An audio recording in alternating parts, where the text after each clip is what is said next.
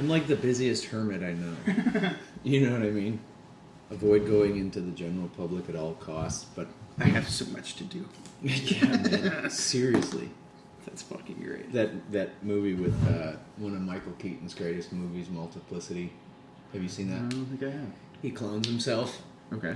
and like each clone copy that comes out is like a concentrated dose of facets of his personality. Hilarity ensues. Hell yeah, dude. Definitely recommend it. I'll have to check it out. Well, cool. So, I typically like to do these in a note-by-note fashion. But since I know you a little already, I like to, like, just do some curveball shit. All right. What, it's funny, what is your earliest memory you could think of? Man. We're going to get the gears turning early. Man, that's tough. There's a couple. I think I remember my earliest memory is I was born in Lake Forest, Illinois, which is a very rich neighborhood. It's like Evanston and all that. Yeah. Like up against the lake north of the city. And at the time, I think my father was an attorney. And we were getting ready to move. And you know those kids' toys that are like the big plastic molded beads that you can link together? Yeah, yeah. They make this whistle when they fly through the air, kind of like an incoming shell. Yeah.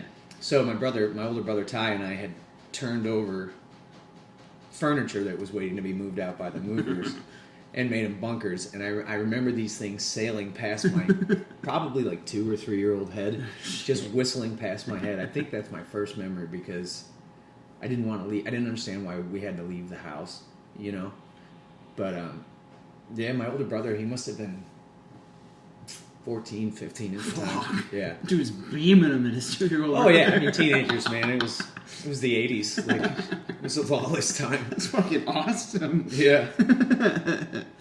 Dude, that's fucking sweet. Yeah, I would say that's my earliest memory. My second oldest memory would probably be going to the movie theater with my mom and my older sister and my little sister to see The Little Mermaid. Oh shit. Yeah, that was my first experience at a movie theater. Damn. Yeah, it was pretty awesome. Yeah. It was back hell when yeah. Disney made good movies. Yeah. You know. The Little Mermaid was The Little Mermaid. And Right. not all this other bullshit going on. Not all the extra stuff. Oh, man. But it is a classic tale of we could have avoided this whole scene if a teenage girl had just listened to her father. Could have avoided the whole controversy. Dads are never wrong. Well, Nope. not in public. I refuse. Not in public I anyway. refuse, dude. I will convince him that he is wrong for thinking I'm wrong before I admit that. So, I've never heard, if I'm not wrong, is it like the Marine Corps where like once is always, or the CB thing? No, I mean CBs are kind of. It's one of those little outfits that is tucked away in a corner of the Navy that you don't really hear about much, and they kind of prefer it that way. Sure. Because they're really good at relocating resources, you know. Cool. Without official channels involved. So, but they're, you know, they're the Navy's version of the combat engineers. The Marines have them. Okay. Army's got the Corps of Engineers. Air Force uses Red Horse, which is a fantastic outfit. Red Horse is actually pretty cool. I got to work with them a couple times over in Afghanistan. But for the Bs, it's just kind of like our budget belongs to Naval Special Warfare. We are not by any means Naval Special Warfare, but that's where our budget comes from. So kind of like the Marines, and we do undergo a fraction of like Marine Corps combat training and tactical movement. So you get your trade first. In my case, I was an equipment operator, and then you go to your combat side, because where Marines go, there's typically little or no infrastructure, so we go along with them to like bring the infrastructure Provide that. so that they can focus on doing what they do, which Fucking is shit up. yeah. Hell yeah. So it was cool. It was a neat experience. I didn't expect to. I went in to be a cool guy like most dudes. Realized Pretty quickly. I was about to finish the first phase at Switch School in San Diego. Okay. Realized pretty quickly that wasn't for me, but it was post 9/11 and I was drinking the Kool-Aid and I wanted to go to the war. Yeah, hell yeah. So I landed a seat at EO Schoolhouse, Equipment Operator Schoolhouse in Missouri. Went to school there and joined the battalion on the West Coast. It was awesome. Oh, shit. Yeah. Yeah, I was an NMCB 5. How long were you in? I did 6 years. Okay. I was probably about 2 years in training and then 4 years with the Bees. That's really cool, dude. Yeah, I did. I joined the battalion in 2008. I want to say March. They were in Okinawa, Japan, which was cool. And the problem with Japan is I didn't realize how cool it was until after I was already gone. You know, like, man, this is... Everything else sucks. Right. I was in the home of sushi and didn't realize I liked sushi until I got back to California. Fuck. Tragic. One of my life's biggest regrets is that I didn't try sushi from the legit spot. But Have you ever been back? no, but I would like to take my folks or Yeah. my kids because my folks always wanted to go. My dad talked about Japan a lot. He was in the Navy, and he loved Okinawa. So I wanted to take my kids because I never got to go with my folks. Yeah. It would be tight. That's neat, man. Yeah. Do you think, like, did you get a lot of fulfillment out of your service, or was it something associated, like you said your dad was in? Did you feel like... Yeah, in that regard, my oldest brother, I'm the second youngest of 12. Holy fuck, man. You didn't know that? No. Yeah. I'm the youngest boy. There's 7 boys. I've got 6 older brothers, and then I've got 5 sisters. That is insane, Pat. Yeah, I'm number 11. My little sister's number 12. So my oldest brother, Sean, he was a Navy vet in Nam. Okay. Damn. I believe it was during Vietnam, and I want to say he was up on like the planes with the radar, you know, kind of like overlooking the battle space. And then my dad was in World War II and then took a commission in Korea. They gave him a boat. I didn't know that until later in my life. So like the heritage and the history was cool, and I was always into it. I loved history because of my father. I went to Purdue and got just a bachelor's in liberal arts, but my focus was history. Yeah. And I loved it. You know what I mean? So like the tradition side of it, yeah. 9/11 happened and it was really easy to get guys to come in, and like that was my, well, I'm going. Yeah. So the green flag, if you will. I did. I was like a lot of guys, I was bummed that I washed out of the special warfare stuff. That was probably the best thing that could ever happen to me because I'm just not one of those guys. Yeah. You know, but it was cool. Like the outfit that I went to, the Seabees, like it's one hell of a community. And like now that I'm out and you run into another one, it's wild. You know what I mean? So in that regard, yeah. Looking back on the reason we were there and how long we were there and what we did there, I'm not fulfilled in that regard. Sure. But, you know, the friends you make along the way. Yeah, man. The homies. And it was weird because when you get out, I think a lot of the problem vets have, at least the GWAT guys, and I'm sure it's similar with every generational war, you know, like... Yeah. But, like, when you're out, you feel like you're unplugged. Like, there's just static in your comms, you know? So, like, fuck, I'm disconnected. Right. Well, You you're know what I doing mean? I'm- so much over there. Yeah, like, I'm fucking stranded. I'm alone. Nobody knows I'm here. Nobody knows where I am. Right. And everybody around me that I try and talk to looks at me like I'm crazy. Right. Well, I mean, to them, I can only assume I didn't serve or do any of that. I can only assume that, like, since you go from being of such, I don't want to say importance, but such a critical and we'll call it like statement proving, like what you're doing matters so much. Yeah. Like it's now go Yeah. go to peace and quiet in your backyard. You're like, okay, but I have to do something. It's right. It's weird. Like, and I tell my wife all the time, and she disagrees with me, but I tell her it's like, man, for like that perfect second in time, the conditions were all right for us to be as rad as we were ever going to be, and we were fucking rad, dude. Like, we were unstoppable. We were invincible. We thought. Yeah, hell yeah. And that. You get that momentum, and for that split second in time, the conditions were perfect for all of these people to be right there. Yeah. And it's like, you'll never have that again. That's why. That is the best drug you will ever take. Dude. It's the best drug I've ever had. Is That's- being shot at with my homies. That's And fucking it was bone terrifying. chilling, dude. It's absolutely terrifying. It's like the closest to death. The saying is the closest to death you've ever felt is when you're the most alive. Yeah. Right, I mean, so- I totally get, like, look at the Hells Angels. Oh shit. You got all these guys coming back, and they've been going so fast, so hard for so long. Right.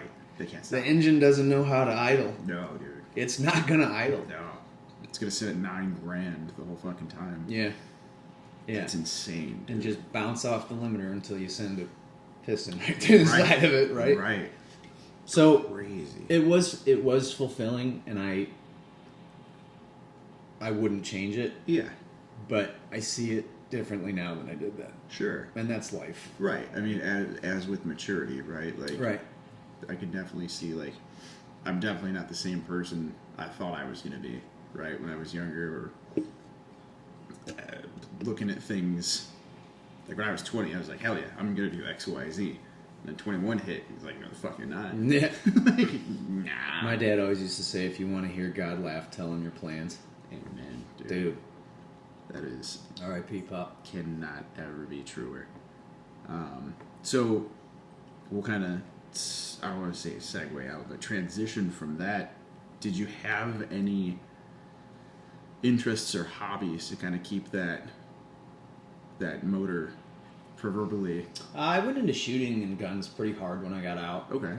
And that did it for a while, but Yeah. like, I came to realize within a couple of years, like, it wasn't the guns and the warfare that was like the exciting part. It was like, I don't know, it was just the environment, like the whole aspect of like, what is going on? It was Yeah. absolute chaos. Right. And the guns it was like, it almost became, I still, like, I shoot once or twice a year. Wow. Yeah, it's not something I spend a lot of time on or something I get excited to do. It's just Sure. something I do because I know that I should stay proficient. Yeah. And now that I'm about to be working at a range, I intend to do it a lot more. Absolutely. You know, if recent local events are any indicator, like, I should Yeah, probably, dude. you know, so. We had an instance today. My dad alarm went up. We went bullshit thrifting. It's raining. I don't want to be at the house, so let's just go look at some Let's shit. go find something to do. And it was me, the offspring, and the missus were out walking around, and there's one guy that as soon as I saw him, I was like, okay, that'll do, right? Like, bookmark that guy in Yeah. my head. And we're going to keep him in reference in my mind as we move around. Goodwill, right? What was it in the old school, not Call of Duty, the Tom Clancy Ghost Recon, where you could flag a target Okay, just yeah. to have your team kind Yeah. of keep an eye Just on it as fucking look at that just guy. loiter around this for a minute. There were one or two instances where we were walking around and Lucas is looking at this or that or doing whatever. And this guy put himself in between me and the boy. And that was my first, like, nope, not a fan of that. Boy, come here. Then he's on my left. Guy, we'll call him. Can't call him shitbag. He didn't do anything wrong. Move our way through the store. And it happened again. We were down the similar aisle, and Lucas is like, Dad, yeah, man, you notice that guy? And I was like, sure do. And that kind of just checked the little box off for me. I mean, if your kid's noticing, Yeah. And we get to the front, and they got the little display case where they keep all their, like, expensive stuff. It's like $6 and up, right? Yeah. Because it's Goodwill. But the guy had looked at, I watched him look at my missus as like an indicator of, is she watching him, because he didn't think I was, Yeah. and made his way to the same display case and like inched, like looking at the display case but coming in. I went the fuck off, dude. Loud, Yeah. but not like, everybody look at it. It was just like, boy. And it got his attention and whose attention I was trying to get. He started to back away. He came to me. Get out of the parking lot. Dude stops at his car and he's watching these three, couldn't have been over 16-year-old girls walk into the store. Creepy, dude. And I'm like, yeah, we're just staring a hole in him because I definitely thought that at some portion of that time it could have gotten bad enough for me to want to put one through him. Man, I don't know. Maybe it's something in the water, but it's just what a time to be I alive. don't fuck with it, man. And that's like, I hate it. I don't want to say it's my first time like the dad radar or dad alarm went off, but the second I saw him, I was like, and fuck, I wasn't wrong. Well, I mean, if you give off a vibe, somebody's going to catch it. Yeah. Anybody paying attention, anyways. Somebody's gonna pick it up. Thank dude. God you didn't have your head buried in your phone. No. And I watched and read all these articles about like child predators that, like how they picked their targets was like, is dad paying attention? Does he have his hands in see his? who's Does he unattended. have his hands in his pockets? Does he have headphones on? Is this fucking wearing slippers? Is he looking over? They fucking pick you out before they pick them out. Yep. And I'm like, yep, nope, nah, that makes my skin crawl, and nah. Fuck, no, dude. It's gnarly, dude. It's out there. It's fucking great. So we pull out, and she's like, let's get his license plate. And I was like, I'm gonna fucking do anything with that. Like, it's over. It's done with. I mean, Once again, you could always call it in, yeah, you know. yeah. But I mean, it's in the time and the place when your brain's racing a mile a minute. It's like, oh, dude. Yeah. I don't know. Let's just leave. And she reads it off, and she's like, FT, and then gave me the rest of them, and I was like, this is a fucking fraternal order police plate. What the fuck? It could have been an undercover too. So, thank God I obviously escalate honestly, a weird just as situation. But yeah, just as fucking Just as creepy was creepy. my thought. I don't give a fuck who you were. That's weird. Get the fuck out of here. Like, but moving forward, we had a hell of a week. I don't want to say in pop culture. Hogan and fucking Ozzy, man. Yeah, What I the know. fuck? I know, and the memes are already relentless. Insane. I mean, I'm honestly with Ozzy. I'm surprised he made it. Surprised he made it. But God, I can't tell. Surprised he made it. I get it.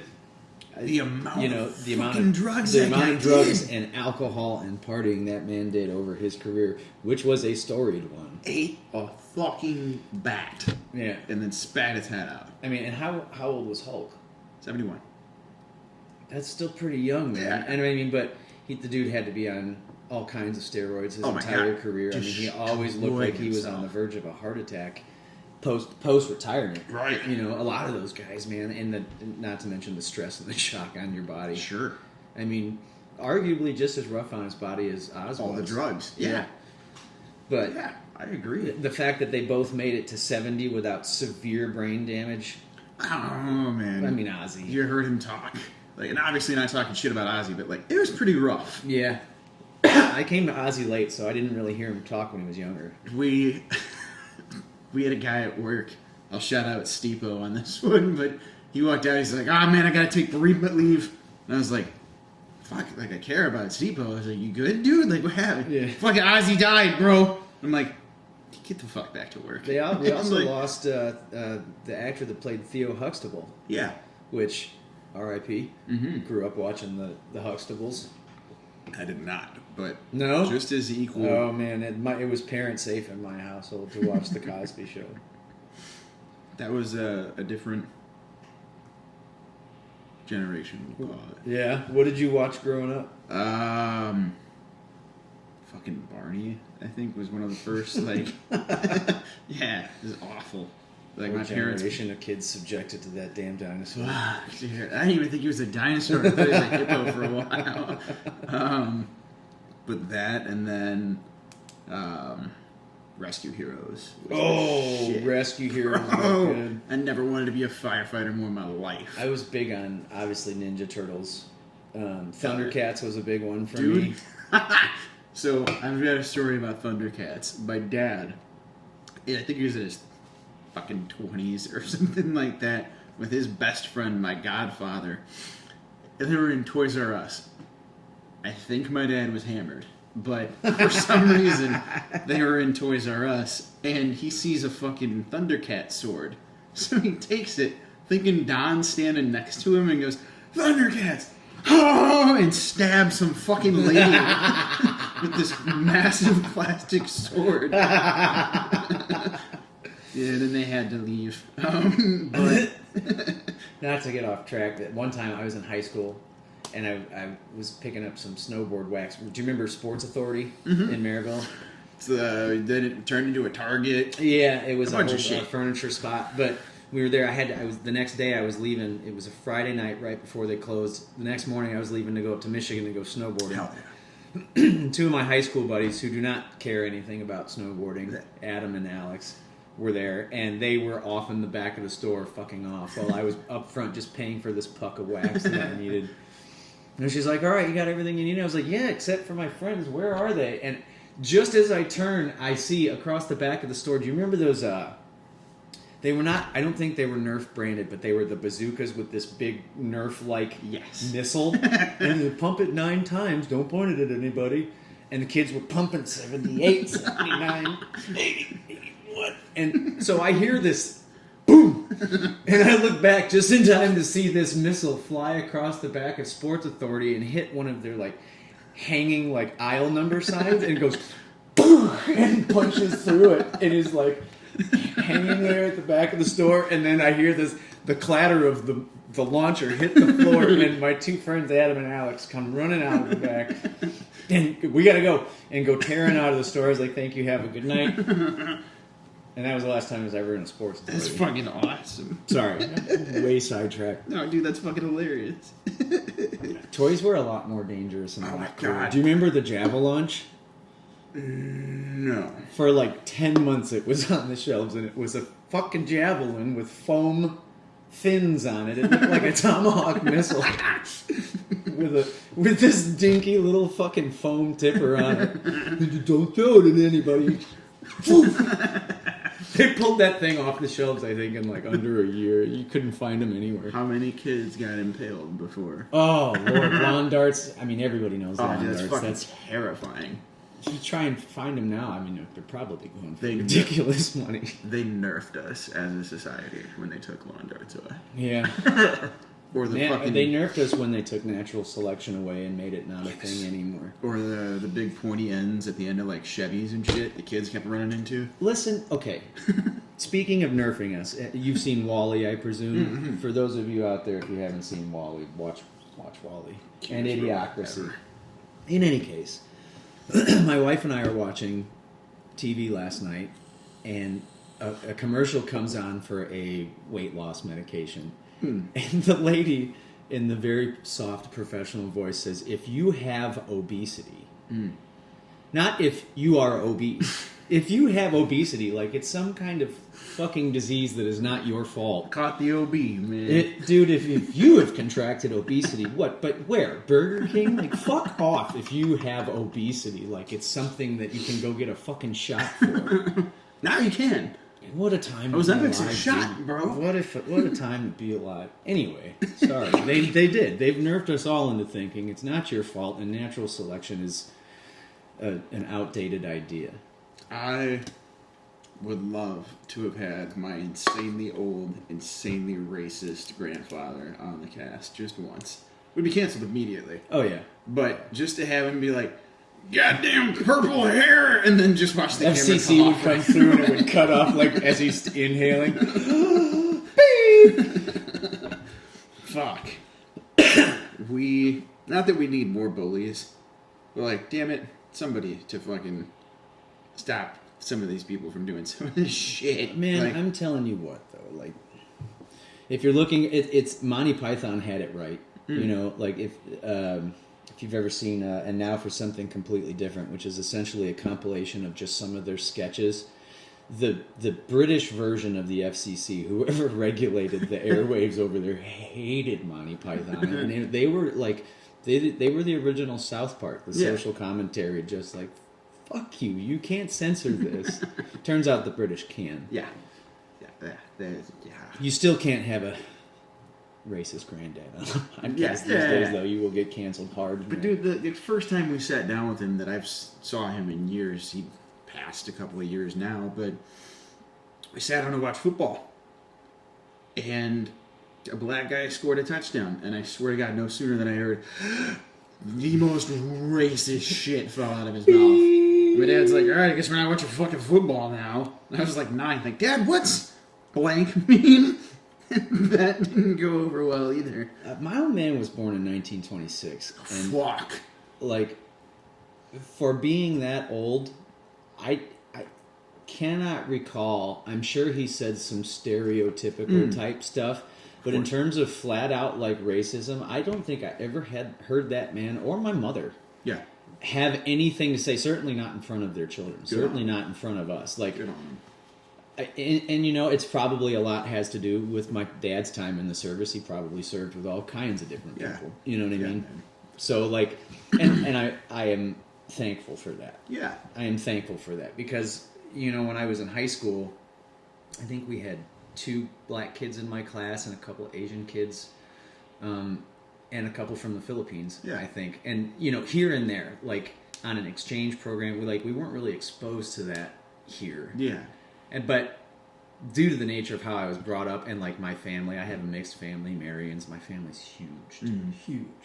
Like by the time I got to the service, it wasn't like a shock. I mean, I remember it being a real issue for some people when they got to boot camp it getting hammered right the hell out. And if you survived the other end of the service without racism and still are racist, you didn't get hazed enough. No. Like I really honestly think it's manufactured at this point. Yeah. It's manufactured. It's another. Correct me if you feel differently. I think it's just another facet of bringing hate. Through, you know what I mean? There's no reason. It sells stories, and then you know, it's just another lever to pull. Man. For control. I think it's fucking stupid. Yeah, I think it's manufactured and completely artificial. Yeah, I don't. There's no place for it for me, man. Right. I mean, are there some ignorant people in the world who all they've known is ignorance? Yeah. Is that the way of the day? That comes in every fucking color, though. You probably couldn't even graph those people. You probably couldn't even show them on any kind of substantial graph. No way. Not at this point. I agree. Speaking on that, then, I don't know you to be a big, say, cell phone, social media technology guy, as far as I can throw you. I mean, here and there. I've tried a couple times. What is your social media presence like? Is it just the book as it comes and goes, or do No, I dabble on. I mean, I pay for a subscription to YouTube Premium and to Spotify. Damn. Because those are probably, if you looked at my apps in my phone and said what do I use the most, it'll be Spotify number 1, YouTube. They sometimes switch. It's like LA traffic and Chicago traffic. Who has the worst this year? But no, I pay for those because I use them so much. Yeah. You know, like music all the time, everywhere when I'm out and about. And YouTube, just by nature of that's how I learn a lot. You know what I mean? It's, to me, YouTube has the potential, and in a lot of ways, not all of them, but in a lot of the ways, it is the best parts of the internet. Yeah. It's like the best corner because it really is. It has the potential to be peer to peer. Yeah. If there are no vested interests, for sure, from sponsors, and it's just, hey. Like right now, before I came over here, our washing machine, which is an ancient Whirlpool, is making a funny noise, and it's got the death wobble. And I can go on YouTube and find between 3 and 30 appliance repairmen that will tell you, hey, if you have this, do this. If you have this, do this. Don't buy this part. Don't buy that part. To me, that is the best peer-to-peer networking that you can do because I'm here because you have this problem, and this is how I think you can fix it. Yeah. That's the absolute best part of it. My favorite ones are, I had this problem and I beat the shit out of myself for it for like a week. Then I figured out the problem. Now I'm going to put it on social media so whatever poor soul runs into the same thing doesn't have to go through 2 weeks of fucking trials to figure out this $20 part fixes everything. Absolutely. And I mean, a lot of these guys, if they run a good channel and they give good information and they break it down, their follower base and their comments threads now becomes an information for them just in the comments thread of this video because it's like a little community. Hey, I live in New Mexico in such and such town, and you know we can't get these parts, but I tried this and this, you know, whatever it is. Like it becomes a really, really valuable tool if you can keep yourself from going down a deep dark hole, which I am also guilty of. I will find something that I'm into and wrap around that axle mercilessly. You start trying to fix your whirlpool, and then like 3 hours later, you're like, "Did you know 6'5" Creedmoor can travel at this feet per second? And this is what it does to ballistic gelatin." And then you're like, "The fuck was I doing?" There's this guy in Cleveland that has a monkey that for $10 will shine your shoes. Did you fix the washing machine? What? Your wife's like, What? Off the internet. Yeah. Done. You're done. I mean, I dabble on TikTok here and there. I used to be pretentious enough to film myself and put it to cool music and like Same. of like stuff that I thought I was doing that I thought would be neat, like cutting down trees or welding something or That's cool. I was doing bullshit TikToks because I was drunk. Yeah, I mean, but even that, like, that's almost the way of the day now. Yeah. You know what I mean? Yeah. And I don't It's awful. have time, and I certainly don't care enough. I don't care enough about it to maintain it, which means that if I don't care enough about it, ain't nobody else gonna care what I post. So like, Well, that too, but it has kind of dwarfed us into having, I don't want to say us as like you and I collective, but like as a society, our attention span's that of a fucking doorknob. I know, dude. I know, and I did notice that about TikTok is the swipe speed. I mean, I almost had to force myself to go back to YouTube in the long format because by nature of my personality, I have to force myself to. Then slow YouTube down. got shorts, and I'm like, this is cool too. Yeah. Like, Well, they wanted all that TikTok, son of a bitch. that TikTok attention. and they got it. Yeah. I mean, at this point, YouTube's an unstoppable force. And I'm about, I think, ready to get rid of my Facebook, honestly. That's valid. Which sucks, man, because like I've been on Facebook since you had to have a .edu email address. You had to log in on a computer. You had to use you had to be a college student because it was written to link college students together to see who was hooking up where. Huh. And so you had to be a college kid with a .edu email address to register for the site. That's crazy. I did. I was at Purdue. It was 2001 or 2, I think. And I think the Zuck dropped it in either 2000 or 2001. Maybe Facebook started. Crazy. And then they opened it up to like high school kids and moms, and all the college kids were like, "Fuck!" And then it morphed. It went through Facebook's gone through so many iterations. It's nuts. But I mean, that was pretty much the death of MySpace. Yeah. Now, you had mentioned music. I want to touch there. Just I had a thought. Oh in my head. man, What's the last show you were at? I went and saw ZZ Top with the boys. Dude. I want to say October or November. How was that? That was awesome. It was at yeah. It was at the Hard Rock. You seen any shows there? No. It's a great auditorium. I wanted to see Travis Tritt there. Oh, dude, that'd be a great show. That would be fucking awesome, right? That would be a great show. No, and I hadn't been to a concert in a long time because generally I try and avoid crowds. Yeah. But you know, some of the guys at work got tickets, and a bunch of us loaded up and went, and it was fun. It was a lot of fun. Actually, that is not the last show I saw. We took our daughter to an Elton John cover band, Simply Elton. Dude, this guy is nuts. We like a wide variety of genres in my house, but my daughter loves Elton John. So we went and took her to see Rightfully so. Simply Elton at the Hobart Art Theater, which if you've never seen a show there is fucking rad. Really? Oh man. They do great shows there. It's a great little venue. There's a record store next to it and a bar on the other side. Huh. Check out some shows. You can get a great concert for real cheap and have a freaking awesome date night down there. Well, yeah. My last one ended up being like 2 days notice. My friend Sarah Lucas met her at the United Center. We just kept stopping by this booth, and it was the lady that ran the organization, the Black Hawks charity. Oh yeah. And she does all of the messages on the Jumbotron. She does the 50-50s. She does. Lucas stopped there and picked up a puck like every week we went. Now, it sounds cool until your dad, who has to foot the bill for a $25 puck every 3 fucking days you're at the United Center. And he's like, "I'm gonna get a Foligno, Dad." And I'm like, fucking, okay. Like, just put it on the shelf, kid. Fucking do it, whatever.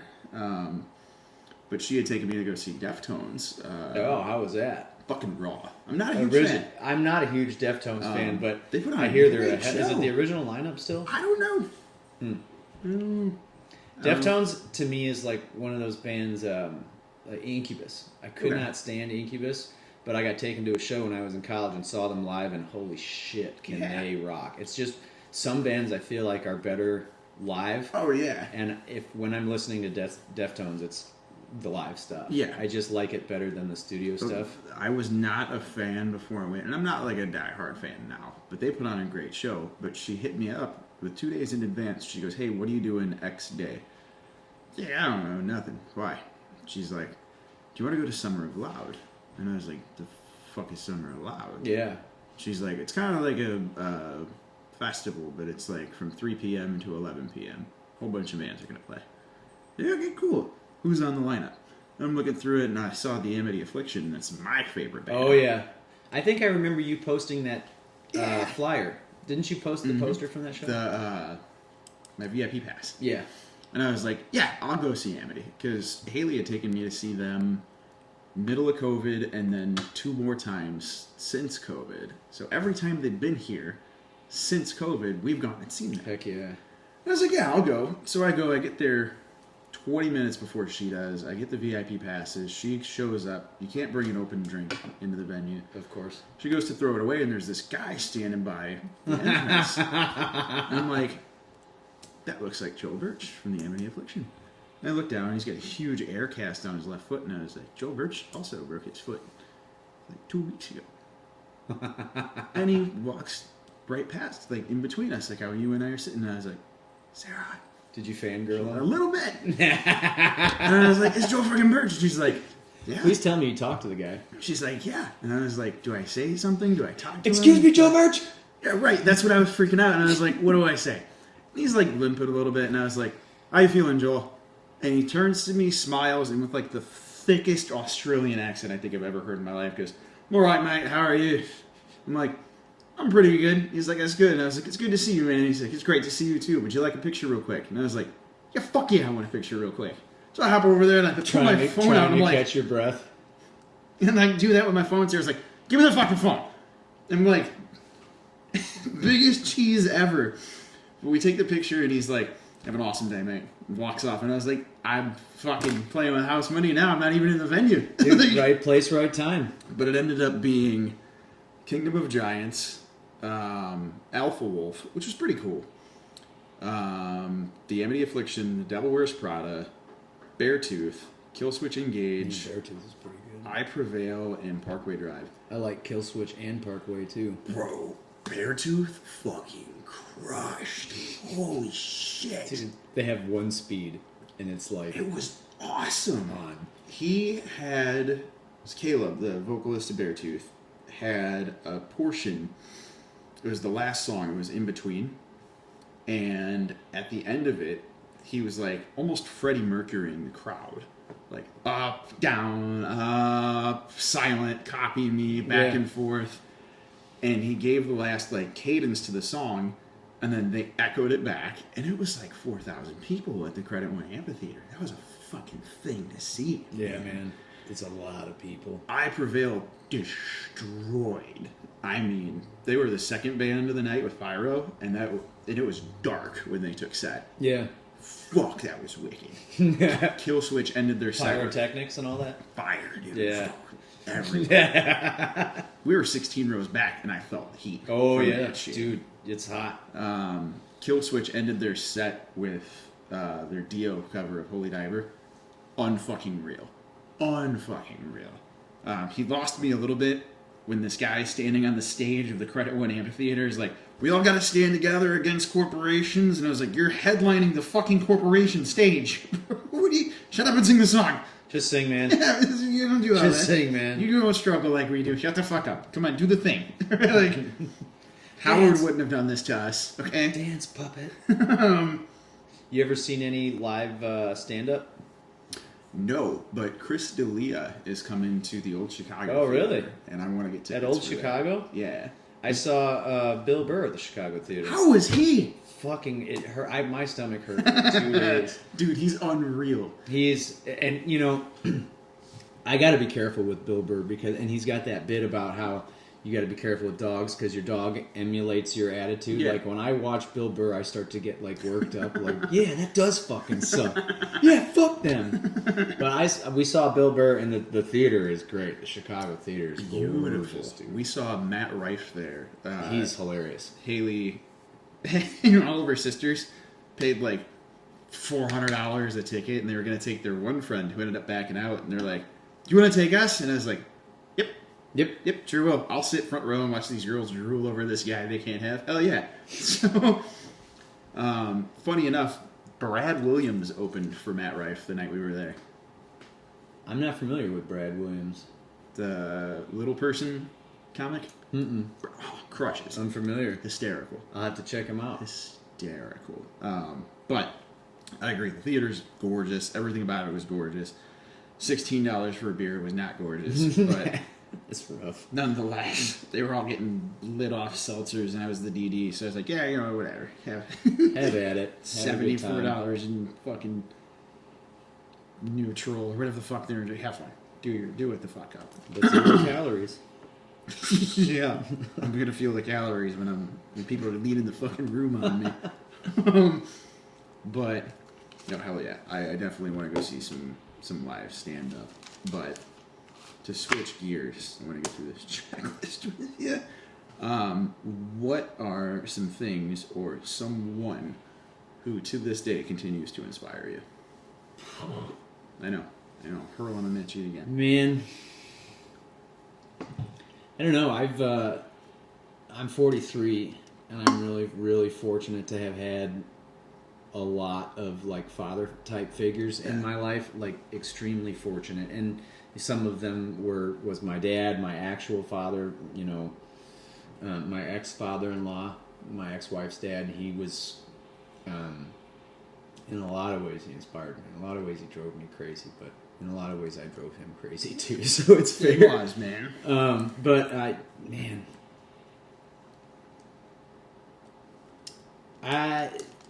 There's a guy I follow online, and he lives in British Columbia. He would probably be the closest thing to like a celebrity, you know.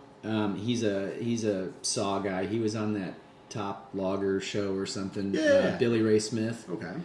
He inspires me just because of his attitude. Like Okay. he just doesn't have time, and the way that he manifests his will and his desires, and he cuts all the fat, I think is really inspiring to me. Hell yeah. In terms of people that I know, which is really the more important one, Sure. I'd have to say my kids, man. Hell yeah. I'd have to say my kids. I love Like, that. you want them to be the best parts of you, and you never want them to see the worst parts of you. Right. I'd have to say my kids. I'd have to say my kids, along with the father figures that I still run into on a daily basis. My friends inspire the shit out of me. Yeah.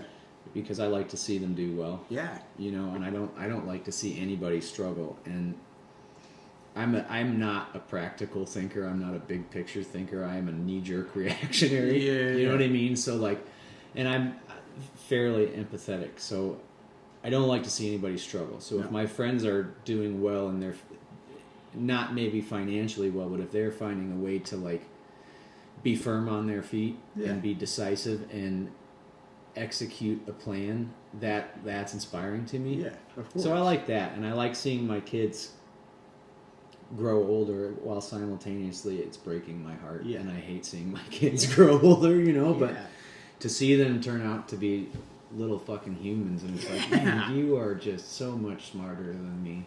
Yeah. That I think I'd have to say is my answer. That's my wicked, kids. man. How about you? I'll agree on the kid part, because watching them almost manifest their own character, right? Because like you knew them, I mean, knew is loose, but as this thing that always needed you for every single diaper change, feeding, shoelace, everything, right? To the tune of he wakes up, walks past me sleeping, feeds the dog, lets her out, grabs a Pop-Tart, cuts the TV on in the morning. Like, When the hell did you turn into a grown-up? This is it, Yeah. right? Short of a grunt and a scratch of the ass, it's me in the morning. Like it's so cool. I would say my mom, man, for well, you know, the elder portion of that. She, and I'll always say this world was not good enough for my mom. Yeah. It's just not. Yeah. She now, I don't want to reveal her age, but she went back to school, we'll say in her 40s. Okay. My brother and I were still in school. Him, elementary, me, high school. We're 7 years apart. Might be middle school. Anyway, after a divorce, was diagnosed with breast cancer. Oof. While she was going back to school to be a nurse. Oof. And from what I know it, didn't miss a day of school, work, class. We weren't hungry. Graduated, did all her shit, took care of this place That's hardcore, on one man. income. Like, holy fuck, That's hardcore. dude. Yeah. So, and she continues to be this beacon of information, of care and love and empathy in a world that is not fucking warm and empathetic at No, all. they don't preach that anymore. So it's I don't want to say she finally got to where she belongs, because it's all the golden riches in the world in my eyes. Yeah. But she's so happy, and I don't want to say worry free, because she'll always worry about us. But even at almost 30, I'm 28 now, I'll be like, all right, I ran into this with the boy. I'm calling him out. Oh, yeah. Right? Like, hey, how did you handle this when I was this age? Dude, I'm 43 and there's some days I still just want my mom. Yeah. I just want my mom. Yeah. And just for, like, and I think I call her every day. To be honest with you. Like, Yeah. I'm like, look, I might annoy the fuck out of you, but there's going to be a day that I'm not going to be able to call you. So if you ever try to call me, leave me a voicemail. Yeah. Tell me how much you love me, because I'm going to save those motherfuckers forever. Yeah. Like, Yeah. but definitely, like, my mom and my boy, because I'm watching him mold himself into Yeah. all these things. Yeah,